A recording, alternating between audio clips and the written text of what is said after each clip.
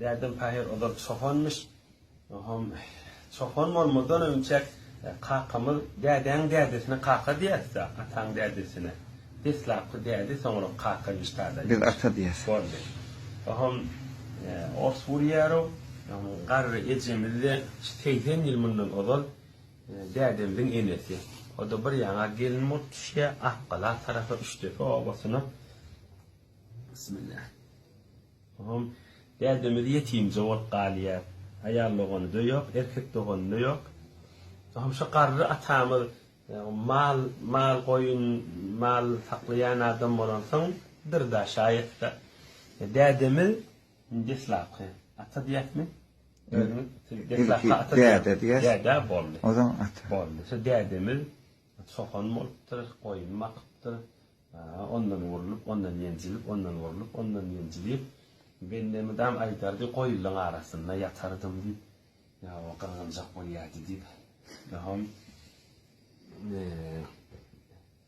Şu yağdaydı uloluyaro 30 yaşa yetmerken Nur Moğollu diye ağalamızın biri ten alan çoğulayıptır ama 30 yaşa oluydan 85 yaşa çelidağı alançı 60 yıl olay alançı. O bende var çay içti aydı vereyim ama kara çay içerdi tediyor tuğurdu aşağıdan da mudam sağlamdı tüvelemedi benimle. Sondan bilen biz de verdik kara çay içti. Kara çay kağıdı içmesi kellerim çıkmıyor. Hatta kara çayda yekiçende kan beter yokum yok da ovariyan dostum ben içinde beter ovariya. Allah maksat muradını da yetirsin. Göreceğim o vaktin zaten milletçiye bir bereket verdi. Ben sizden başında şu yüzü ortaya yaksarlar. Vardır. Özümüzde 6 ayarlığın, 6 erkek doğan. Körfe boladı. Bu körfe renklerinin içinde etekten ikilenci. Körfe etapta. Derdimiz fakir. Sopa adam aransıdı. Teheccüd namaz mıdam okardı. O erti çayın maşınına giderdi da. Ay razı olun hemen de dua etyen. Celal Can'a öğürle. 10 gaytar teheccüdü dua etyen diyerdi. Ya bir vakt bana artıkmış dua etti deyip beni yakalmış. Tamam razı olun diyerdi. Erti çayın maşınına mıdam giderdi. Onun bir matur diyanız mı? Matur diyanız mı? Maturcuğu vardı. Maturun yine ben mindirip hem diri ve hem ölü Allah'ın duaslarının günüden geçen ve geçmediğinin ziyaretlerini bir ederdi. Elime akılcık verip, ahunu ver, sana dua edin, ahun vaktin iyile yarasın deyip dua ettirerdi. Derdimiz fahir sof adam da alançıdı, nazar ahun pirin sofsudu. Ay oğlanla pirime var yani maturulca giderdik hadi.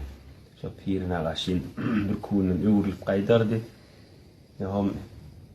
Bir ştarlarda Afgani ahun madı Afganistan'dan muhacirdi. Şonu vakt üye götürerdi. Şona nahar çay verip ben elime de akılcık pulca verip oğluma dua ettik. Ya aradaylarda, selaliklerde bir kâte katık iyi verirdi. Bar şu ahunu ek şonu verdi bana dua ettik ayet diyerdi. Selalik vaktlarda ona elterdim. O da katı ben İslaki ustadlamın biri şu da. Yani Afgani ahun, sabır ahun, mazar şeriflidi. Deslapkı ustadlamın biri yoksa öz ovamın ahunu ve örmed ahun ağam öz ovamın ahunu ve hem ağamın hatam ahun canma öz ovamızı okudun yeni bir Afgani ustad ba Abdurrahman ahun tengli tafsirin şagirdi Abdurrahman ahun Rahmani diyorlar.